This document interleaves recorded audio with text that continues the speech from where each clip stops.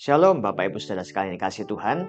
Kembali saya menjumpai Anda di dalam renungan hari ini. Masih dengan berkaitan dengan tema bulan keluarga. Judul kita hari ini adalah perlu rendah hati. Bacaan kita terambil dari Efesus 4 ayat 2 yang berbunyi demikian. Hendaklah kamu selalu rendah hati, lemah lembut dan sabar.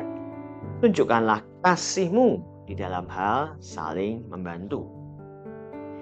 Bapak Ibu Saudara sekalian, persekutuan Kristen atau koinonia menjadi komunitas yang tepat di mana orang-orang percaya di dalamnya belajar untuk saling mengasihi tanpa memandang muka, belajar untuk menerima kelebihan dan kekurangan orang lain dengan meneladani kehidupan dan karakter Kristus. Namun faktanya kita menjumpai ada banyak perselisihan yang terjadi di dalam persekutuan Kristen. Hal ini menunjukkan gereja belum menjadi persekutuan Kristen sebagaimana yang diharapkan. Dalam ayat ini, Rasul Paulus memberikan nasihat kepada jemaat Efesus untuk menunjukkan kasih dengan saling membantu. Apa artinya membantu? Membantu artinya kesediaan untuk menanggung beban yang orang lain rasakan, yang tentu tidak mengenakan bagi diri kita seringkali. Membantu artinya mau bertahan dan menerima keunikan orang lain, termasuk kelemahan dan kesalahan mereka. Inilah yang seharusnya dilakukan oleh orang Kristen di dalam persekutuan gereja. Salah satu penyebab adanya perselisihan dalam persekutuan Kristen adalah tidak adanya kerendahan hati.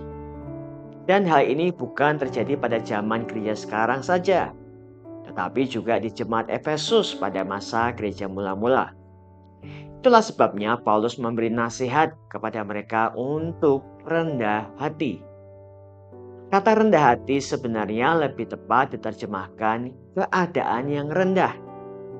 Hal ini menggambarkan pelayanan Paulus di Efesus yang dipenuhi dengan berbagai penderitaan dan tantangan. Banyak mencucurkan air mata dan pencobaan dari pihak orang Yahudi yang ingin membunuhnya.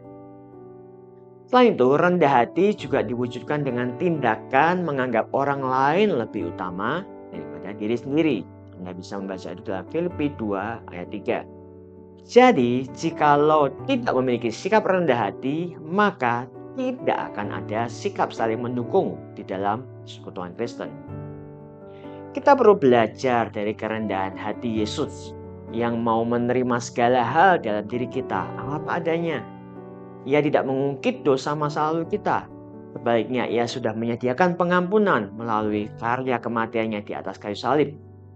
Ketika kita dengan rendah hati mau mengakui di hadapannya. Persekutuan Kristen dapat diwujudkan dalam lingkup keluarga kita masing-masing melalui mesbah keluarga, quality time, dan banyak hal yang lain. Demikian pula di GKM Nugrah, kita memiliki Connect sebagai wadah komunitas bagi jemaat di mana kita belajar merendahkan diri, belajar menyediakan telinga kita untuk mendengar, menyediakan hati kita untuk dapat lebih memahami kehidupan orang lain yang barangkali tidak terlalu menarik bagi kita.